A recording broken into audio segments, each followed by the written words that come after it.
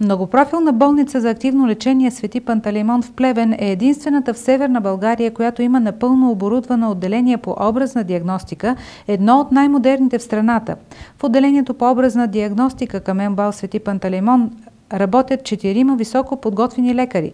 Пациентите получават целия спектър от образна диагностика, нужен за пълно изясняване на даден клиничен проблем. По отношение на апаратурата, в болницата е изпълнен редът за наличие на всички образно-диагностични техники и методи за изследване. Има класическа рентгенография, ехограф, оборудван освен за класическа ехография и с преобразовател за мекотъканно изследване и едновагинално изследване. С това е затворен и целият спектър за ехографска диагностика. Отделението по образна диагностика разполага и с остеоденситометър, ортопантомограф, зъбен кугел, както и мамограф. В МБАЛ Свети Пантелеймон работи и ядрено-магнитен резонанс, който е уникален апарат не само за България, но и като софтуер, съобразно европейските стандарти и изисквания. Сред най-новите придобивки в МБАЛ Свети Пантелеймон е компютърен томограф, който е 16-детекторен апарат. Той дава още една възможност за точно и вярно откриване на различни заболявания.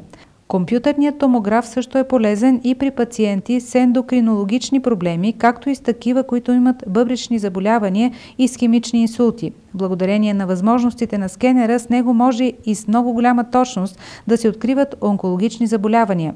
МБАЛ Свети Пантелеймон, град Плевен, има сключен договор за изследването с Здравна каса. Повече подробности бяха дадени на специална пресконференция с доктор Елиза Георгиева, управляващ съдружник в МБАЛ Свети Пантелеймон Плевен, и доктор Алцек Цеков, рентгенолог в отделението по образна диагностика. Заповедта на министъра на здравеопазването ще ви прочита. Първо, определям на многопрофилна болница за активно лечение Свети Пантелеймон Плевен, ООД град Плевен, акредитационна оценка за цялостна медицинска дейност отлична за срок от 5 години. Също сме много горди с тази оценка. Първата ни беше много добра. Тази е отлична оценка. И другото, което особено ни кара да се гордеем, определям акредитационна оценка за следдипломно обучение на магистър лекари за придобиване на специалност анестезиология и интензивно лечение, образна диагностика, ортопедия и травматология, ревматология и физикална и рехабилитационна медицина, отлична за срок от 5 години. Какво значи това? Там е база за обучение на специализанти. В цитираните специалности, знаете, че имаме разкрити клиники в нашата структура. Кога се казва клиника? Клиника е когато ръководителя на звеното е хабилитирано лице, доцент или професор. Нали, много в пространството казват клиника еди коя си, клиника еди коя си. Ние сме горди, че имаме клиники и че станахме база за обучение на лекари. Нашата цел е не да си крием занаята и този занаят да си остане с нас. Нашата цел е да предадем това, което можем, което знаем на младите специалисти, да ги обучим и да поемат щафетата един ден живот и здраве от нас, защото знаете, че никой не е вечен. И искаме Свети Пантелеймон да остане така добре оценена от пациентите, защото нашата оценка е тази на пациентите. Благодарните погледи, благодарностите, които получаваме и на мейлите на служебния мейл и във Фейсбук страницата на болницата, ни топлят и ни мотивират да продължаваме да работим по този начин. Така, споменах отделение по образна диагностика. Тук е доктор Алцек Цеков. С гордо заявявам, че МБАЛ Свети Пантелеймон Плевен, ООД град Плевен, е единствената болница в Северна България, която има отделение по образна диагностика, разполагащо с цялата необходима апаратура за дейността. Знаете, разполагаме с ядрено-магнитен резонанс, инсталирахме и лицензирахме и компютърен томограф, така наречения скенер. Много добър апарат, за него той ще ви разкаже, и другата ни апаратура, така че можем да сме пълноценни и да помагаме на лекарите, които работят тук с качествена диагностика. С гордост мога да заявя, че нашето отделение по образна диагностика е едно от най-модерните отделения в страната. За какво става въпрос? Първо, по отношение на апаратурата, доктор Георгиева спомена, ние изпълваме пълния ред от образно-диагностични техники на изследване. Първо, имаме класическа рентгенова техника за нативни и контрастни изследвания. Второ, имаме ехограф, който е оборудван, освен за класическите ехографски техники, така и с трансдюсери за мекотъканно изследване и ендовагинално изследване, т.е. дава пълния спектър от възможности за ехографска диагностика. При нас има остеодензитометър, ортопантомограф,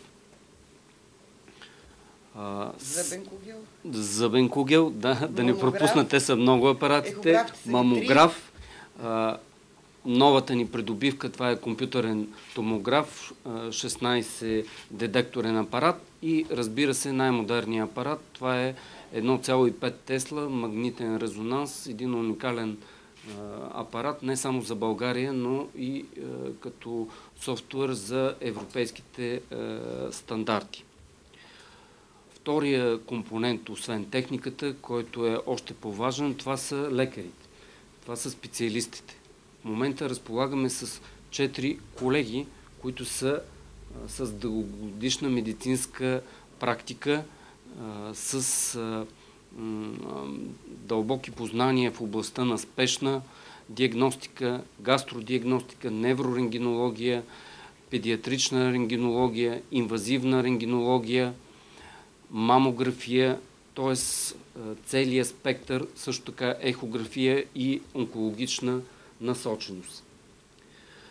Третия важен компонент за нашето отделение, това е философията на работа. Тя е насочена към пациента. За нас пациента е на първо място. Целта е, идвайки при нас, да получи целият спектър и всички възможности за образна диагностика и за пълно изясняване с всички модалности на даден клиничен проблем. В това си желание ние работим с колегите специалисти в много така тясно взаимодействие с колегите ортопеди, невролози, хирурзи, ревматолози. По отношение на новата ни придобивка, 16-детекторния компютърен томограф, това е още една възможност за цялостна диагностика на различните заболявания. Първо, по страна на колегите ортопеди, това е разширение на възможностите, които имаме от ядрено-магнитния резонанс. Чрез ядрено-магнитния резонанс можем да правим основно мекотъканна диагностика, например на коленни стави, на тазобедрени стави, на гръбнак, а компютърният томограф дава много добра диагностика на различни костни увреди. Тоест, съчетавайки двата метода, ние получаваме една 100% диагностика на даден проблем, на дадено заболяване.